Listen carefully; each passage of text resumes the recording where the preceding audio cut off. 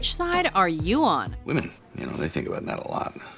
I mean, surprisingly, a lot. Welcome to WatchMojo.com, and today we're counting down our picks for the top 10 movie battles of the sexes. You want to settle this? Let's all sit down and work it out. Find some compromise. For this list, we're looking at movies that feature men and women competing against each other. The funny thing is, all I really want to do is make you happy. Whether it's politically, mentally, romantically, socially, or even physically.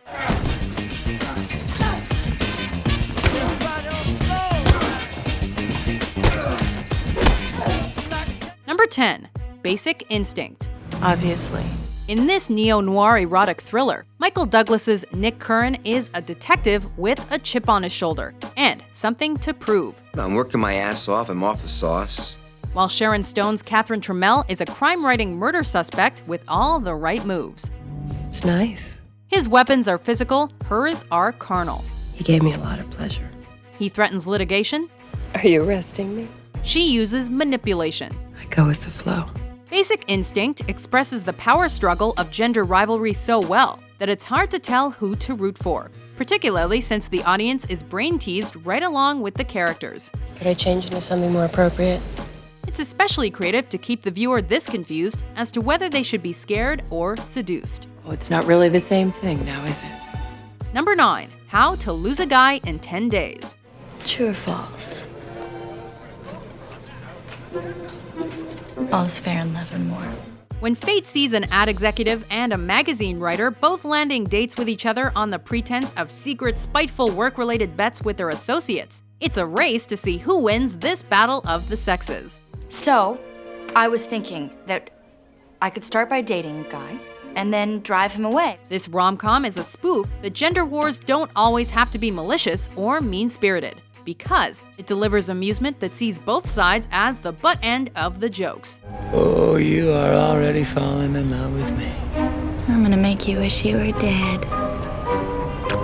Despite the screwball comedy, the characters not only challenge each other's misguided convictions, It's just simple. I like women, okay? but the dialogue takes no prisoners in its deconstruction of gender stereotypes and sexpectations. The one night that we even thought about getting close to having sex, all right, she up and decides she's going to nickname my... Penis. Yeah, Princess Sophia. Huh? You want to talk about shooting a man's horse? What? Number 8, 10 Things I Hate About You. You see that girl? Yeah. That's Kat Stratford. I want you to go out with her.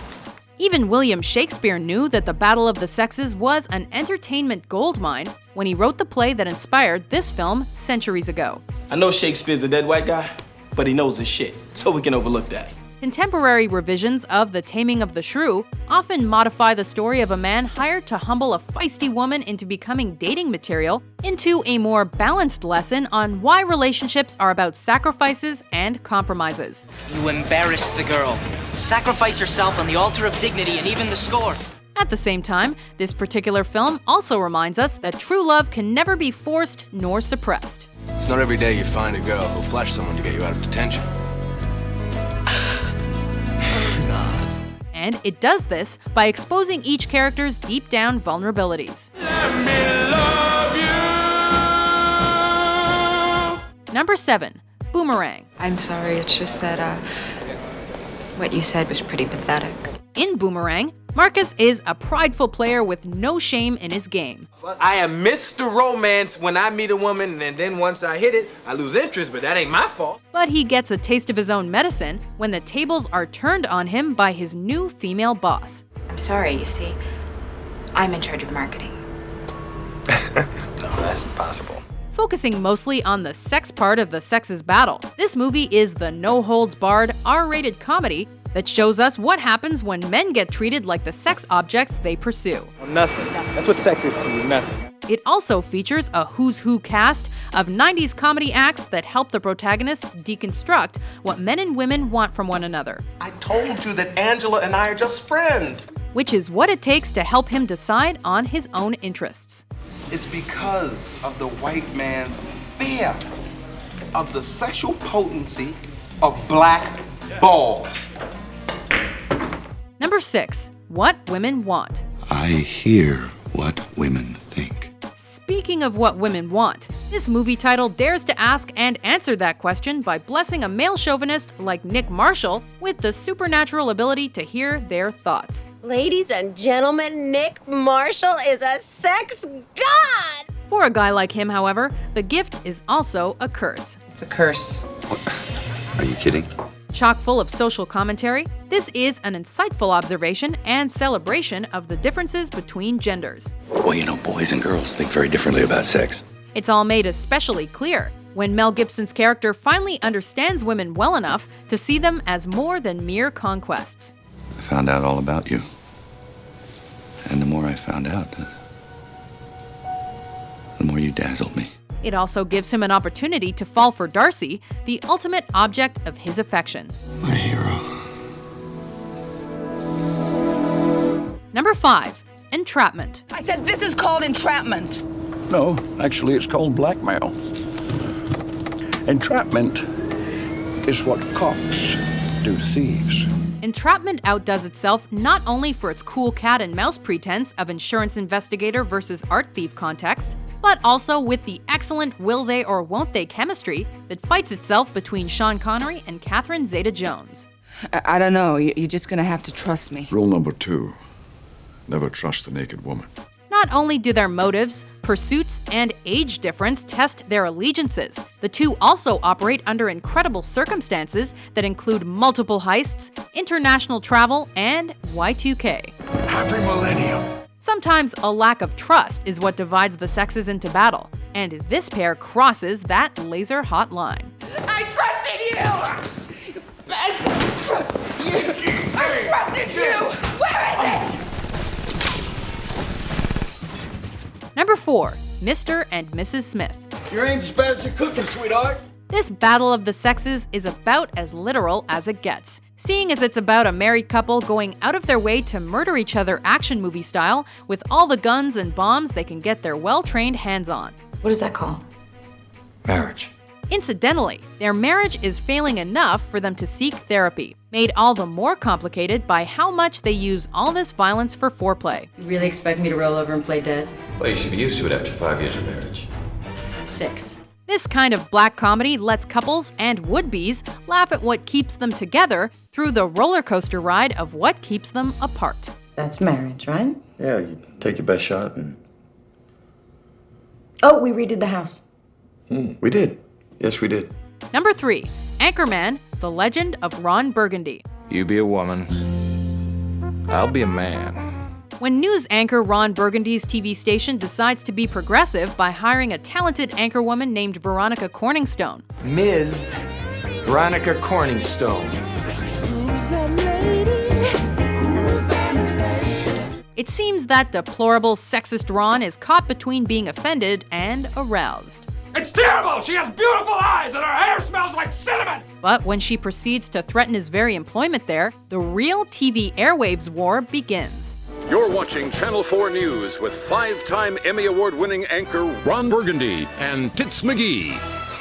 This film mocks 70s sex culture and lampoons dated political views on women in the workplace. It is anchor man, not anchor lady, and that is a scientific fact. Farce as it is, Anchorman also succeeds at boldly taking on the rising feminist culture of its setting in a comedy that's as silly as it is satirical. And thanks for stopping by.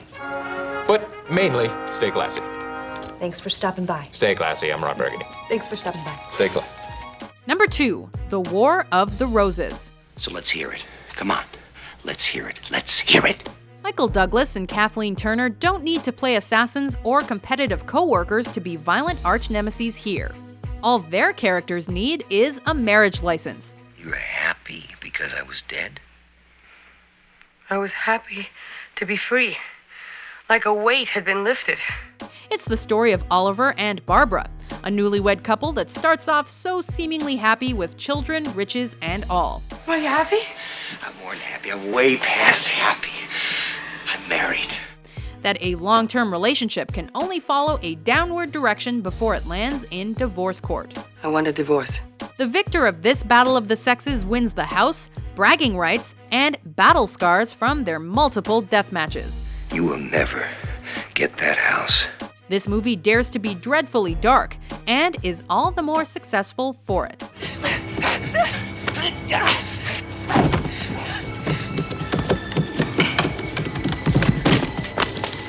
Before we wield our top pick in battle, here are some honorable mentions. And I guess that's just the woman in you that brings out the man in me.